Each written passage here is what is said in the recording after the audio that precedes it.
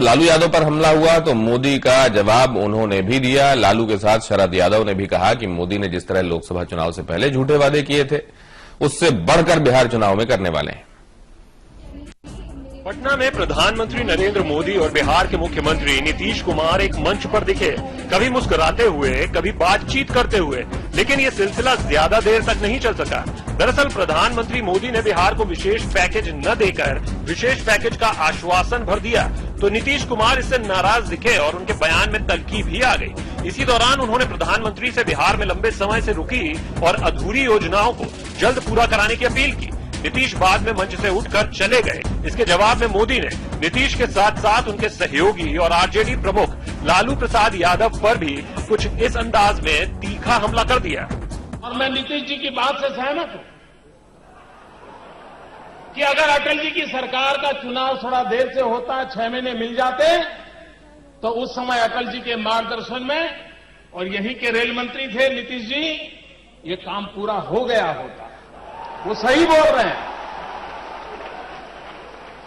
लेकिन बाद में सरकार बदल गई और रेल मंत्री यहां से ऐसे आए कि काम को रोक दिया गया और हमारे आने के बाद उसको चालू किया गया। मोदी ने यहां एक तीर से 2 निशाने साधने की कोशिश की। गौरतलब है कि नीतीश कुमार और लालू प्रसाद यादव दोनों ही नेता केंद्र में रेल मंत्री रह चुके हैं। ऐसे में लालू भला चुप कहां रहने वाले थे। लालू प्रसाद यादव ने पहले तो मोदी पर यह कहकर निशाना साधा कि वो बिहार को देने नहीं बल्कि यहां लेने आए हैं। वही बात जब रेल मंत्रालय की छिड़ी तो उन्होंने अपने कार्यकाल में रेलवे को फायदा पहुंचाने की याद दिलाई। उनका तो कर्तव्य है कि हम लोगों में फूट डालें, एक को सराहे, दूसरे को। जो रेल में हम लोगों ने काम किया, हमने, दुनिया जानती है। चौपट तो ये लोग कर दिए कि आज रेल का क्या दुर्दशा है, हिंदुस्तान की जनता गवाह है। उन्होंने लोकसभा के चुनाव में किया, वो उससे कहीं अधिक यहाँ वो सपने और गप्पे लगाएंगे।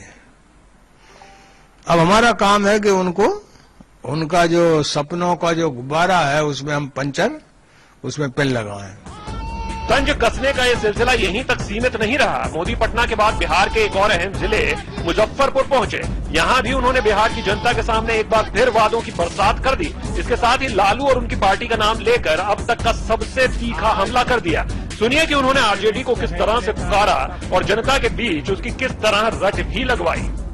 ये आरजेडी का पूरा अर्थ मालूम है क्या? आरजेडी का पूरा अर्थ मालूम है क्या? आरजेडी का पूरा अर्थ मालूम है क्या? आरजेडी का पूरा अर्थ होता है रोजाना जंगल राज का डर। आरजेडी का मतलब होता है रोजाना जंगल राज का डर। आरजेडी का मतलब क्या होता है? आरजेडी का मतलब, आरजेडी का मतलब, आरजेडी का मतलब,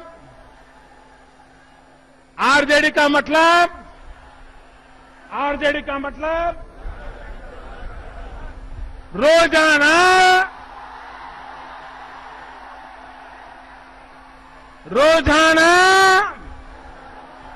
जंगल राज का डर। क्या ये रोजाना जंगल राज का डर चाहिए क्या आपको?